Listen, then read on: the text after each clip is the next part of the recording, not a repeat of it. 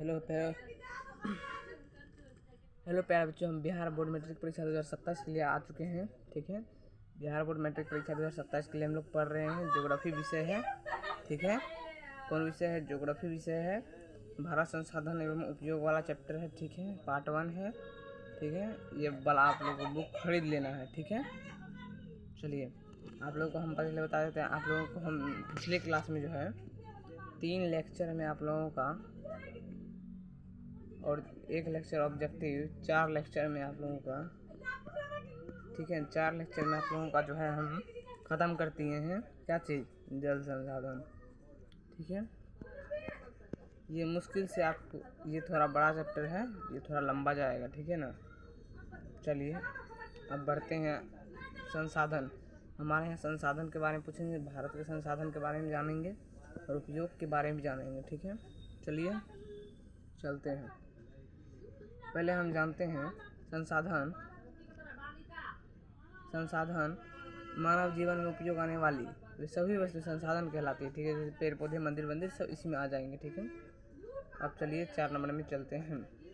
संसाधन, संसाधन किसी देश की आर्थिक सामाजिक मेरुदंड है। मेरुदंड मतलब क्या होता है? रीढ़ की हड्डी। रीढ़ की हड्डी क्या है? रीढ़ की हड्डी। ओके, सेवा को भी संसाधन कहा जाता है।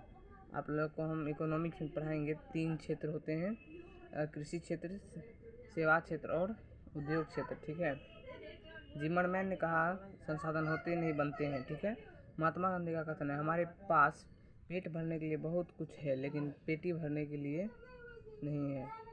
ठीक है, संसाधन भौतिक या जैविक दोनों हो सकते हैं। जैसे भौतिक में कौन सा आ जाता है? भूमि, मृदा, जल, खनिज, और जैविक में आ जाता है वनस्पति, जलीय जीव। ठीक है, नोट, हालांकि इसकी जरूरी नहीं है। संसाधन का वर्गीकरण, उत्पत्ति के आधार पर जैव और अजैव, उपयोगिता के आधार पर नवीकरणीय और अभिनवीकरणीय, स्वामित्व के आधार पर व्यक्तिगत, सामुदायिक, व्यक्तिगत, अंतर्राष्ट्रीय। ठीक है, विकसित के आधार पर संभाव, विकसित, भंडार एवं संचित कोष। कोष यहाँ छूट गया। ठीक है, ठीक है, चलिए उत्पत्ति के आधार पर जैव और अजैव के बारे में अब हम लोग विचार डालते हैं।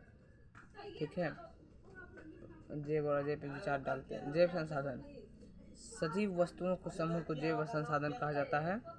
जैसे क्या हो जाता है? हमारा मनुष्य, वनस्पति, ये सब हम लोग भी संसाधन ही है। ठीक है ना।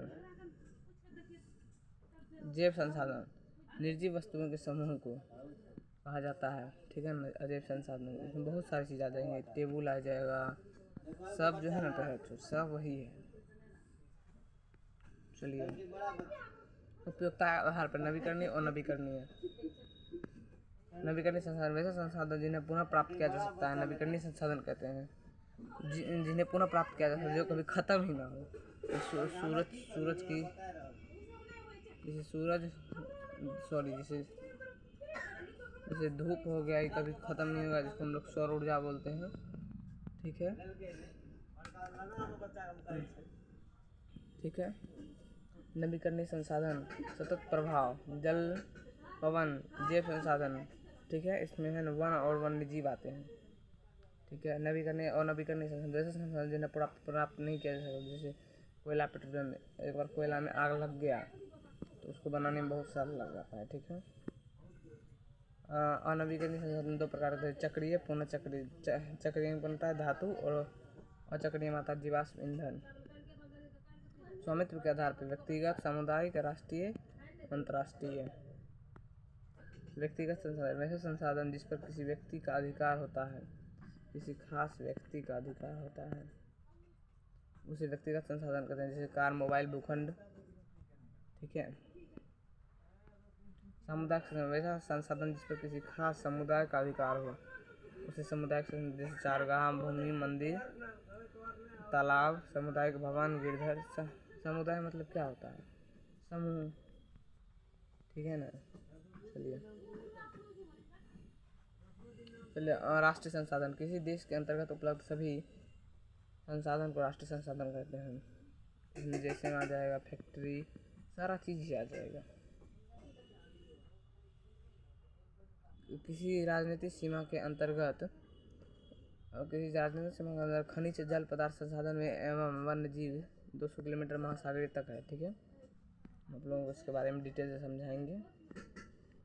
अंतर्राष्ट्रीय वैसा संसाधन जिसमें अंतर्राष्ट्रीय संस्था का नियंत्रण हो, अंतर्राष्ट्रीय संसाधन कहते हैं जिसकी तटरेखा कितनी है।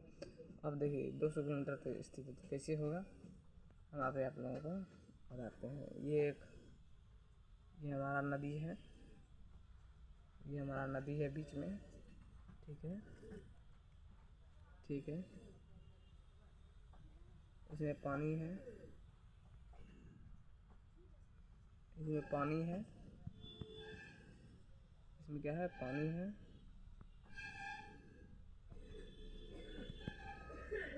इधर भारत है अपना। ठीक है, हरे कलर से ले लेते हैं, पाकिस्तान है। ठीक है, तो यहाँ से जो होगा हमारा 200 किलोमीटर तक का जो हमारा यहाँ तक होगा 200 किलोमीटर, ये हमारा निजी है। क्या हमारा निजी, ये पाकिस्तान का क्या है, निजी। लेकिन ये जो बीच में जो है ना, ये इसी को अंतर्राष्ट्रीय कहा गया है। क्या कहा गया, इसी को अंतर्राष्ट्रीय कहा गया है। चलिए, विकसित के आधार पर संभावी है, विकसित है, भंडारा नहीं संचित कोष है। अब ज़्यादा टाइम नहीं लगेगा।